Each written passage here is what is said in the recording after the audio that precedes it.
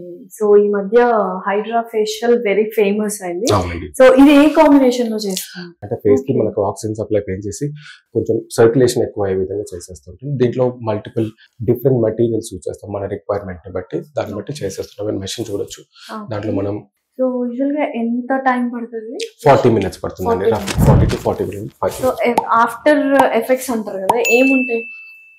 Major గా వచ్చేసి మనకి ఈ 40 minutes లో ఏం చేస్తామంటే అండి, ఫస్ట్ క్లెన్సింగ్ చేస్తాం, తర్వాత ఎక్స్ఫోలియేషన్ ఉంటుంది, ఆ తర్వాత హైడ్రేషన్ ఉంటుంది స్కిన్ కి.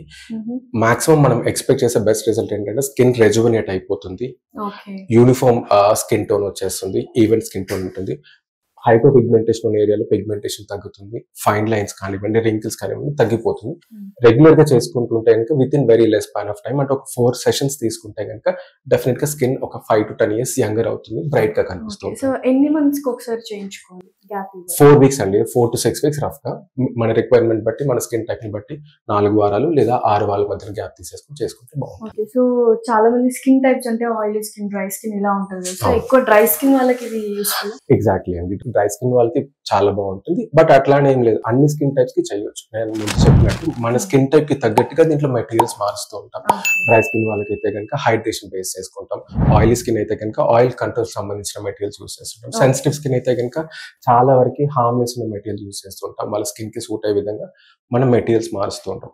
ఆక్సిజన్ ఫేషియల్ చెప్పడానికి ఒకటైనప్పుడు దాంట్లో డిఫరెంట్ టైప్స్ మెటీరియల్స్ ఉంటాయి, మన స్కిన్ టైప్ ని బట్టి మనం ప్లాన్ చేసేసుకోవచ్చు. ఇందులో కెమికల్స్ ఏమి ఉండవండి. ఎగ్జాక్ట్లీ, కెమికల్స్ ఏమి ఉండదు, చాలా బేసిక్ గా ఉంటుంది. స్కిన్ ని ఎక్స్ఫోలియేట్ చేసేసి, పోర్స్ ని ఓపెన్ చేసేసి, పోర్స్ ని క్లెన్స్ చేసేసి స్కిన్ పైన ఉన్న పిగ్మెంటేషన్ మార్క్స్ ని తీసేస్తుంది, ఈవెన్ టోన్ గా వచ్చేస్తుంది మనకి. చాలా మంది స్కిన్ హైడ్రేటెడ్ గా ఉండాలి, వాటర్ ఇంటేక్ తీసుకోవాలి. అసలు మెకానిజం ఎందుకు హైడ్రేటెడ్ గా ఉండాలి? మనకు తెలిసిందండి, మనం గాలి లేకుండా చాలా తక్కువ సెకండ్ మాత్రం బతకగలుగుతాం. At the same time water లేకుంటే, హైడ్రేషన్ లేకుండా చాలా తక్కువ నిమిషాలు మాత్రమే, తక్కువ గంటలే ఉండగలుగుతాం. అట్లాంటిది మన రెగ్యులర్ డైలీ డైట్ లో సాలిడ్ కంటెంట్ ఎక్కువ ఉంటుంది, బట్ లిక్విడ్ కంటెంట్ తక్కువగా ఉంటుంది. వాటర్ హైడ్రేషన్ లేకపోవడం వలన, బాడీకి హైడ్రేషన్ లేకపోవడం వలన ఫస్ట్ ఎఫెక్ట్ అయ్యేది మన ఫిజికల్ బాడీలో ఫేస్ మాత్రమే. ఎందుకంటే స్కిన్ చాలా సెన్సిటివ్ గా ఉంటుంది కాబట్టి వాటర్ తక్కువ తీసుకున్నప్పుడు స్కిన్ తొందరగా డ్రై అయిపోతుంది, డల్ అయిపోతుంది. ఎప్పుడైతే డ్రై డల్ ఉంటుందో ఫైన్ లైన్స్ కానీ, రింకిల్స్ కానీ ఎక్కువ వస్తాయి, ఏజింగ్ లుక్ వచ్చేస్తుంది, ఏజింగ్ లుక్ ఉంటుంది. దీంతో పాటు చిన్న చిన్న ఇన్ఫెక్షన్ కూడా ససెప్టిబుల్ అయిపోతాం, తొందరగా ఇన్ఫెక్షన్స్ వచ్చే ఛాన్సెస్ ఉంటాయి. స్కిన్ ఈవెంట్ దెబ్బతింటుంది. దీనికి యాడెడ్ గా మనం పొల్యూషన్ కి ఎక్స్పోజ్ అయినప్పుడు, డర్ట్ కి ఎక్స్పోజ్ అయినప్పుడు స్కిన్ ఇంకా డ్యామేజ్ అవుతుంది. వీటన్నిటిని అవాయిడ్ చేయాలంటే one of the simplest way, skin ఎప్పుడు హైడ్రేటెడ్ గా ఉంచుకోవాలి. Daily 4 to 5 liters minimum water consume చేయాలి. దాంతో పాటు రోజు పడుకునేప్పుడు నైట్ సెరమ్స్ కానీ, మాయిశ్చరైజింగ్ అప్లై చేసామనుకోండి, మాక్సిమం మనం ఏ ట్రీట్మెంట్ చేయించుకోకుండా ఉండే విధంగా చూసుకోవచ్చు.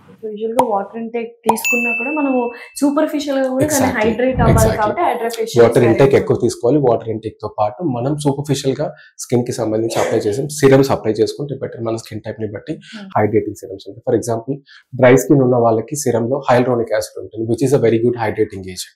అట్లాంటివి మనం యాడ్ చేసినప్పుడు స్కిన్ హైడ్రేటింగ్ గా ఉంటుంది, ప్లంపింగ్ గా ఉంటుంది, వాళ్ళ ఏజ్ కంటే చాలా యంగ్ గా నీట్ గా కనిపిస్తుంది.